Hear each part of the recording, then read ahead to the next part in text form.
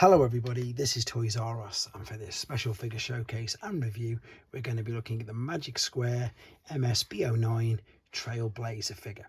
So what we're going to do in this video, we're going to unbox him live in a second, have a look at the entire contents of the packaging. We'll have a detailed look at him in both of his modes to help you decide how you want to display him. Now obviously this is a third-party version of Trailbreaker, so what we'll do is we'll do some comparisons with his original Generation 1 self in both modes. And then, as I said, this is a legend scale figure, so what we'll do is we'll do some comparisons with him and some official Takara and Hasbro core class figures as well to see how he shapes up.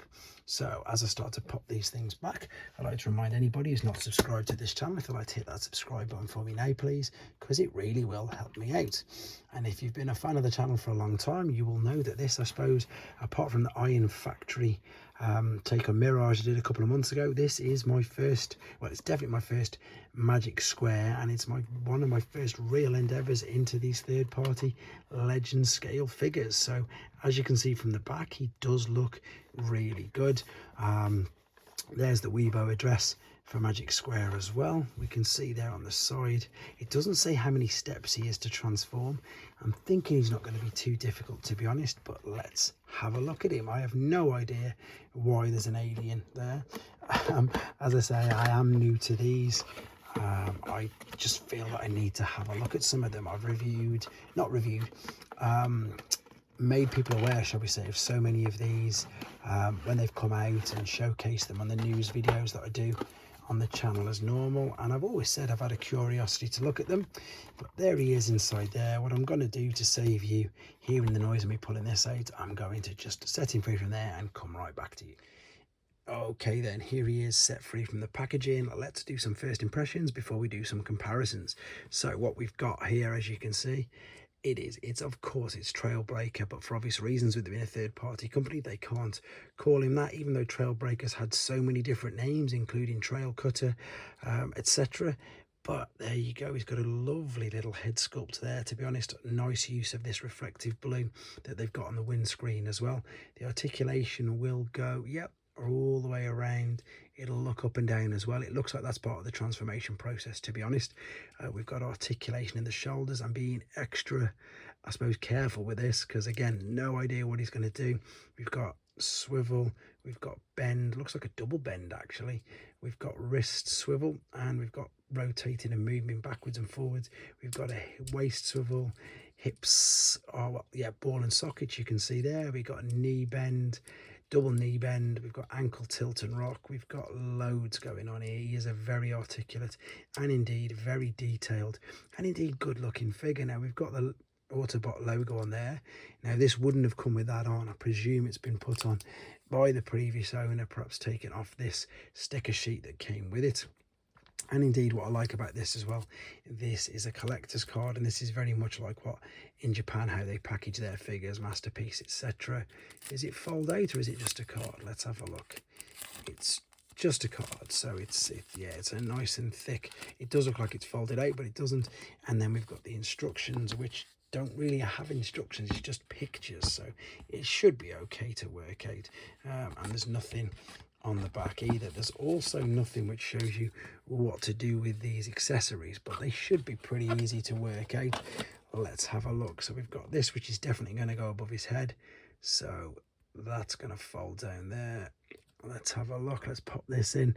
And again, with regards to this, I've not done any research on it really. Main reason because, again, for first impressions, I want it to be exactly that. I want to have a look at it. This is going to do exactly the same, obviously, with a completely open mind. And as I say, this is my first endeavour into them. I mention these all the time in my news update videos, but this is the first time I've actually gone out and purchased one, shall we say. Right, what have we got here? Right, let's have a look at this. It swivels, but oh, that's clever. That's clever. So what we're going to do, we're going to bend the hand all the way back so we can then put that tab into his hand, and that should, wow, yeah, I like that. That's clever. Fill the gap up, and indeed, there we go. There is Trailbreaker. I'm sorry, I shouldn't call him Trailbreaker, but he is. There is Trailbreaker with his accessories. So let's have a look. And again, the crazy thing is, of course, the G1 toy didn't really look anything like the G1 animation. So it looks, in some way, this looks obviously more cartoon-like. than the actual G1 figure.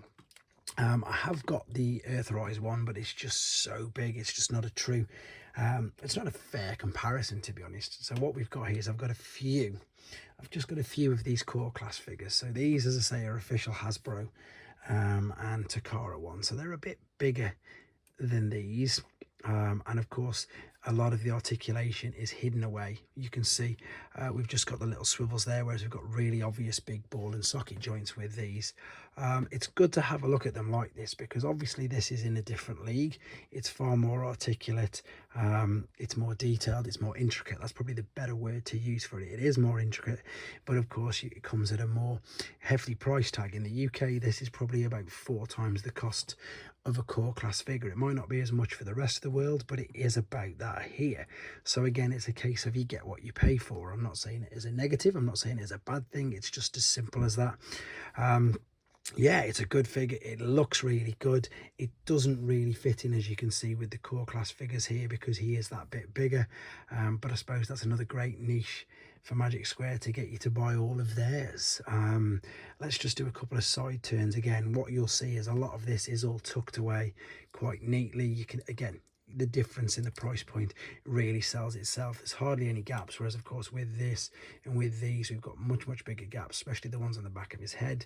And indeed this comes with 3 accessories compared to the cores having 2 at most, to be honest, with Megatron and Soundwave there. But yeah, as we've just said, league of its own. It does look very good. We're going to come back now, have a look at him in his alternate mode and see how he displays like that.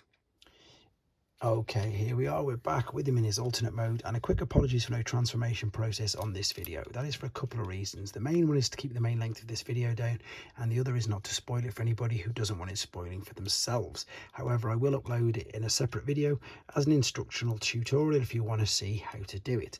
Now again, it was quite an intricate one, to be honest, even though it is such a small figure. Lots of things moving and swiveling, which is really quite good. And as you can see, lots of everything underneath is all tucked away. We've got no visible hands or head, which is perfect. And exactly that, you know, no huge gaps all the way around it. It does look really good. And in fact, this feels quite a bit smaller now than what he looked like in robot mode. Let's have a look at what he looks like with the attachments to him. So I presume it's pretty much the same. That's going to go above there. Yeah, it looks like it will. I just knocked it out. Yep, that's going to go in there. And then we've got this piece which can go either side as a blaster. I suppose the only negative thing is there is nowhere for this to go or to be stored at all. I mean, that's not going to fit in there or on the sides. All the gaps you can see at the side is just basically where the things will move and swivel on. There's nothing, unless I'm completely wrong, I can't see in the instructions. If I am wrong, of course, please feel free to correct me in the comments. Everybody else can read it. I would imagine somehow you'd be able to store it under there, but I can't find anything specific. It might just even hold, who knows. There you go, it is for now.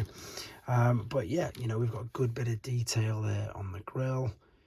Separate painting. The paint apps are really good, actually. The fact that it is metallic, the fact that it is shiny, and again, you know, it boils down to exactly what I just said in the first part of the video. It boils down to you get what you pay for. With regards to a comparison to his Generation 1 self, now it looks a lot more like that. We've got the same translucent windows, well, same coloured windows there with the blue at the front. Although, funnily enough, I don't think you can attach any attachments while he's in this mode. It's a brilliant homage to this. And let's be honest, when he's in robot mode, it's a brilliant homage to the G1 cartoon appearance of the figure. Nothing, as I say, nothing bad to say about it at all. Pleasantly surprised, in all honesty. For exactly that reason, all the little touches, all the little parts they've got on it, they really have homed in, even though, again, it's not an official product, on making him look like Trailbreaker did in the Generation 1 Sunbow cartoons.